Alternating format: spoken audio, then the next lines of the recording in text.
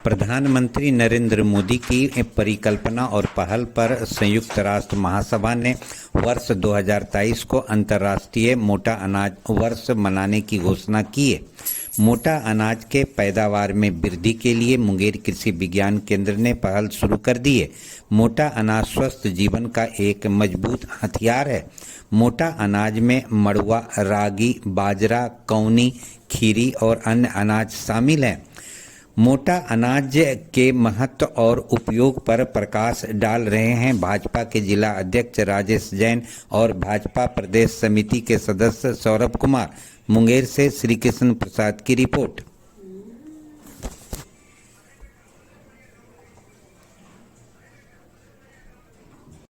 जी, आप मुंगेर भाजपा के जिला अध्यक्ष श्री राजेश जैन जी हैं।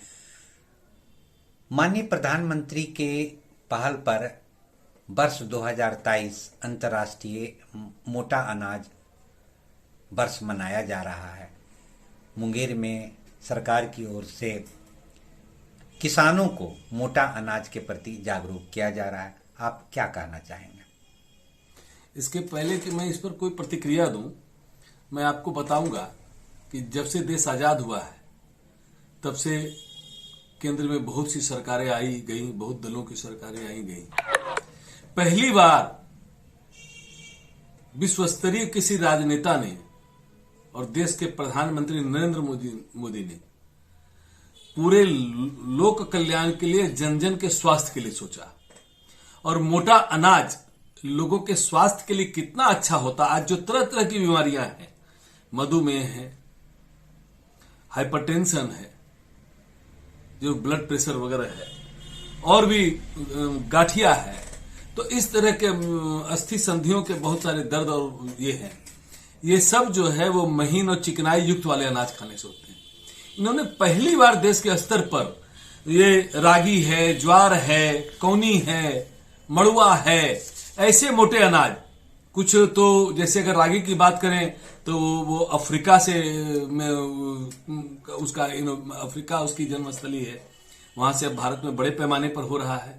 अगर हम कौनी की बात करें तो वो नागालैंड से उसका ये हुआ, नागालैंड में लोग खाते हैं, कुछ उत्तराखंड वगैरह में भी हमने सुना।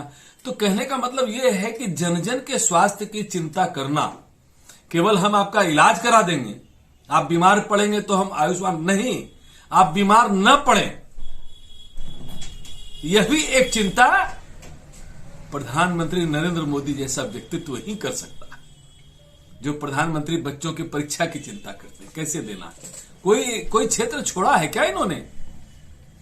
ये इस तरह की चिंता है। मैं तो आग्रह करता हूं आपके इस डीडी चैनल के भी माध्यम से मुंगेर के तमाम लोगों से। अभी कुछ दिनों पहले केंद्रीय कृषि राज्य मंत्री कैलाश चौधरी जी के साथ हम लोगों ने मुंगेर के ही कृषि विज्ञान केंद्र में सेमिनार किया था। वहां भी मोटे अनाज के क्या गुण हो सकते हैं, इसको जीवन पद्धति में डालने की जरूरत है। ये केवल कहने से नहीं चलेगा। घर घर में आज तो कुछ जो ब्रांडेड हैं, जैसे पतंजलि वगैरह में मैंने देखा है कि ये रागी वगैरह सब आते हैं, बहुत अच्छी गुणवत्ता से युक्त रागी वगैरह आते हैं। तो आप उसको प्रमोट करें, आप उसको खरीदें, आप उसको लेंगे तो स्वतः किसानों के अंदर में भी जागरूकता आएगी। आज जो औषधीय सगंध पौधे हम लोग लगाते हैं, आज बहुत लगने लग गया है, तो डिमांड बढ़ाना, तो उसको डिमांड बढ़ाइए, आप उसको जीवन की शैली में उतारिए। कम से कम एक टाइम जरूर आप शुरू कर दीजिए कि भाई हम मोटा भोजन करेंगे, और आप देखिए स्वास्थ्य में चमत्कारिक परिवर्तन होगा। मैंने तो कुछ किया है, शुरू किया है, अभी बहुत ही कम दिनों से क्या है, मैं तुरंत उस पर तो नहीं बताऊंगा, लेकिन निश्चित रूप से बहुत आराम मिलता है, पेट और स्वास्थ्य दोनों ठीक रहता है। मैं आपसे अपील करता हूं कि आप निश्चित रूप से, किसान भाइयों से भी अपील करता हूं कि आप इसका पैदावार, इसका प्रशिक्षण तो जगह जगह सेंटर है, केंद्र आधारित है, जिसमें कृषि विज्ञान केंद्र में इसका प्रशिक्षण मिल रहा है, आप ले सकते हैं। इसकी सारे जो इसके टेक्निकल हेल्प है आपको मिलेंगे।